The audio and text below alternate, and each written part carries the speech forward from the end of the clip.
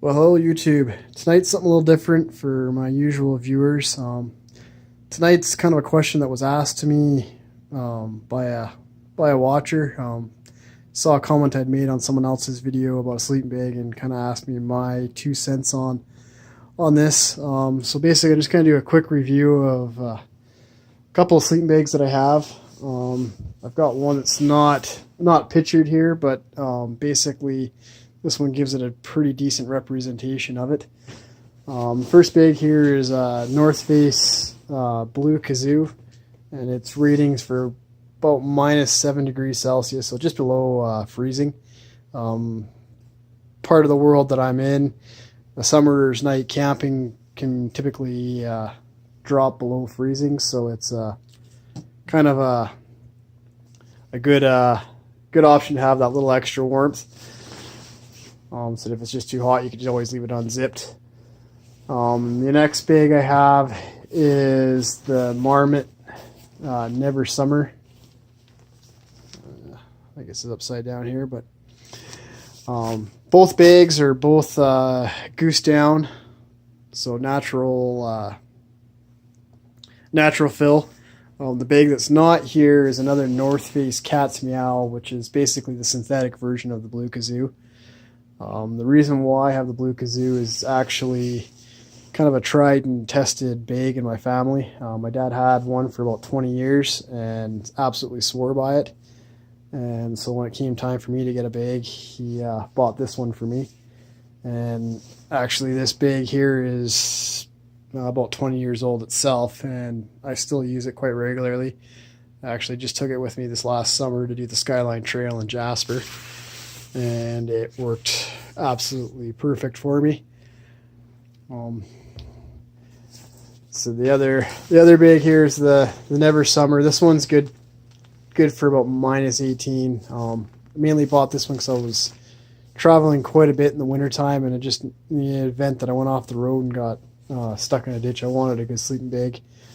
Quite often temperatures in the Alberta prairies can drop down to the -30, -40 range, so definitely want something pretty decent, with the shelter of the car. And then if it's really cold, then I'll double up the two bags. What I used to do is take my synthetic fill Cat's Meow bag and put it inside the down-filled Blue Kazoo, and it would work for comfortably in overnight temperatures below -30 degrees Celsius. So yes, I have camped in that temperature. Not the most fun, but it is doable. The transition between getting up and going to sleep can be a little tough sometimes, but just thought I'd kind of go over some of the things that I don't like about these two bags. The first one being, if I had to choose between the two, which bag would I choose? And I would choose the North Face. Basically, the main reason for me choosing that is when I'm camping, I usually sleep on my stomach or on my side. And the North Face just inside has a little better kind of shoulder room, leg room. And so if you want to kind of bring your knees up and kind of bring them apart, there's a little bit more room in the North Face as opposed to the Marmot. Kind of other features, I'm sure the other bags have it as well, but I'm just more familiar with on the North Face, is you can buy them with reversible zippers. And so if you buy, like so in my case, I had my Cat's Meow was the opposite zipper of my Blue Kazoo, so I could zip the two bags together. So if you're camping with your significant other, you can zip the bags together and kind of sleep in the same sleeping bag and be comfortable. So it's kind of a nice feature. This bag's a little bit older. It doesn't have the cuff in the to kind of separate or isolate your shoulders from your head, so you kind of can get a little bit of a draft in there.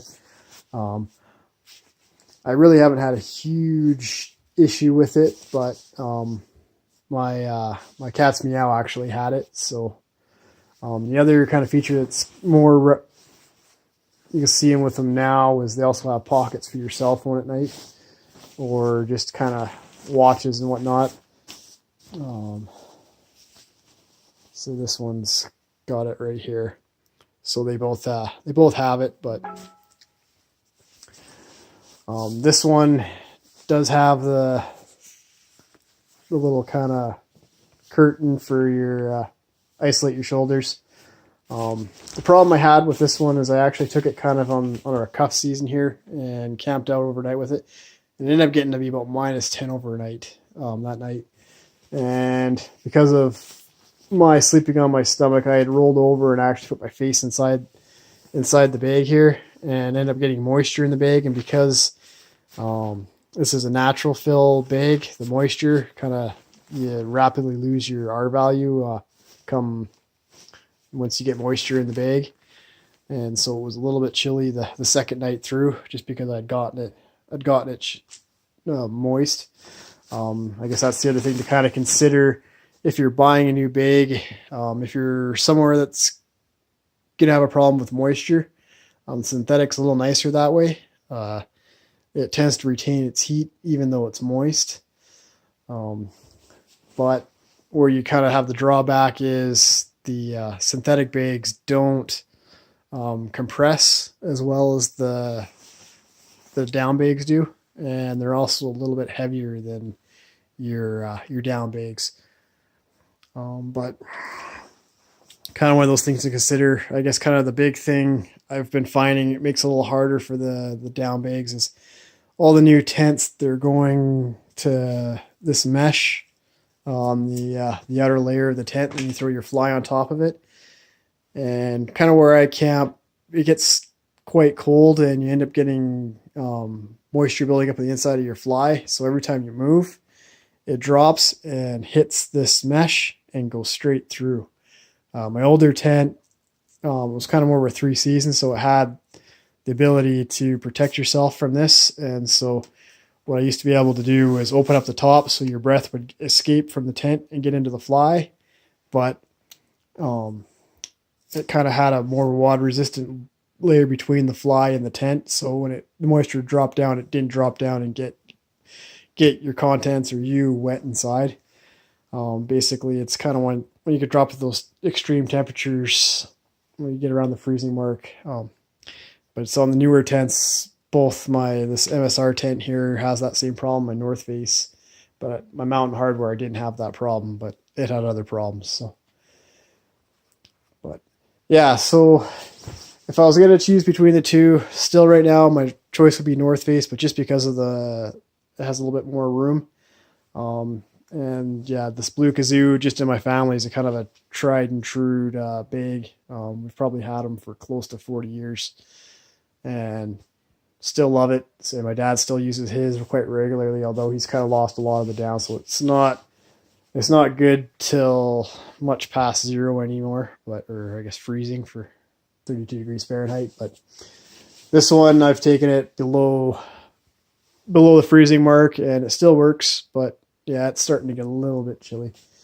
And so then I guess the other kind of big thing, if you're looking at a sleeping bag you should invest in, is a sleeping bag liner. This one right here is just an inexpensive cotton one.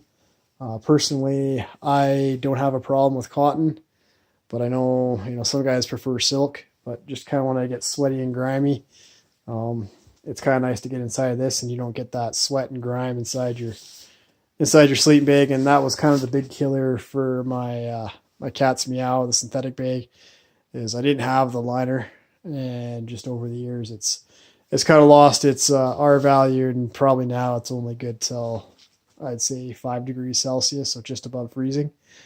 But yeah, just something to consider.